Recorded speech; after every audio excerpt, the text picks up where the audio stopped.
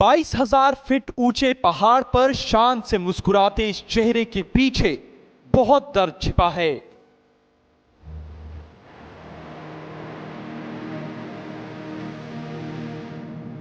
इतना कि हम आप जैसे आम लोग शायद ही इसे बर्दाश्त कर पाते।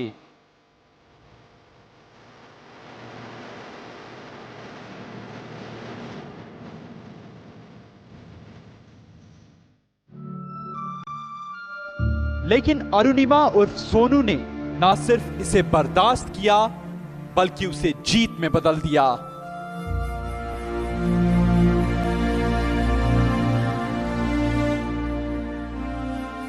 एक्चुअली लोग होता क्या है कि हमारा जो भी इस तरीके के होता कि ये हमारा मेंटली होता है कि हम मेरा पैर नहीं, हम नहीं जा सकते। एक बार गोल तो बनाओ, एक बार गोल बनाओ, एक बार लक्ष्य बनाओ और कुछ कर गुजरने की ताकत रखो। और कहते हैं कि जब जो हमारी कमजोरी है उसको ताकत बना लो और सिर्फ एक कदम बढ़ाओ। एक कदम आप एक कदम बढ़ाओगे और खुद ब खुद अपने आप रास्ता बनता चला गया। सो मेरे साथ भी वही हुआ। अरुणिमा राष्ट्रीय स्तर की फुटबॉल और वॉलीबॉल खिलाड़ी थी।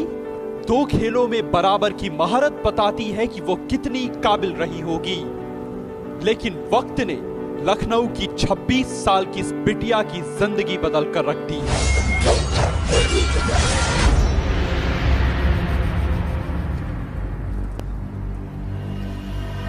ऐसा हादसा हुआ जिसे जिसने भी सुना आंखों में आंसू भरकर दंग रह गया। 10 अप्रैल 2011 की काली रात जब वो लखनऊ से नोएडा मैच खेलने जा रही थी, तभी पद्मावत एक्सप्रेस में उसके साथ चेन छिनतई की कोशिश हुई। अपराधियों से भिड़ने में अरुणिमा कामयाब रही, लेकिन जीत नहीं सकी और उन अपराधियों ने उसे ट्रेन से ट्रैक पर फेंक दिया।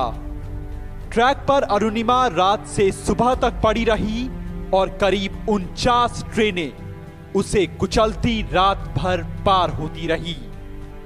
ऐसा दर्दनाक हादसा जिसमें बच जाना असंभव था, असंभव।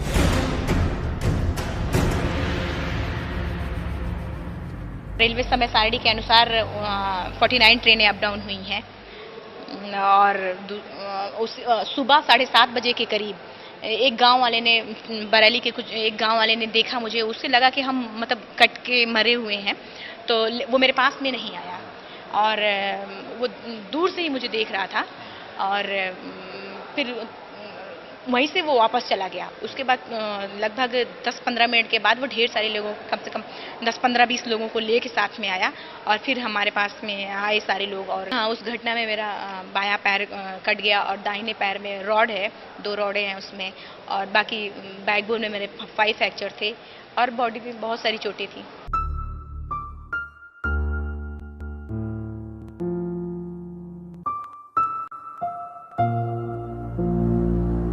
लेकिन यह हादसा हादसों की शुरुआत थी।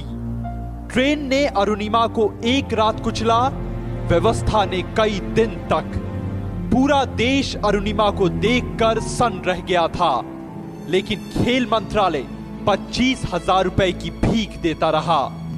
सोनू ने अपनी सफलता के सारे तमगे मंत्रालय को लौटा दिए और जिंदगी और मौत के बीच जंग लड़ती अरुणिमा को लगने लगा कि वो मंत्रालय के सामने भिखारी बन गई हैं। लड़की के लिए भिखारी टाइप भीख देने के बराबर होती। लड़की के लिए भिखारी टाइप भीख देने के बराबर होती। लड़की के लिए भिखारी टाइप भीख देने के बराबर होती। इतनी बड़ी त्रासदी के बीच इंसान अपने पैर पर नहीं उठ पाता, पर यहां से अरुणिमा ने नई शुरुआत की। वो सपना देख लिया जिसमें उसके आगे की दुनिया छोटी लगने लगी और 22,000 फीट ऊंचे चामसेर चोटी से जब वो एवरेस्ट देखती है तो उसे सबसे ऊंचे पर्वत की ऊंचाई अपनी मुश्किलों से छोटी लगती है जिसे उसने जिंदगी में मात दी है। अरुणिमा की कहानी बताती है कि अगर आप दुनिया से लड़ने को तैयार हैं तो दुनिया आपके कदमों में होगी।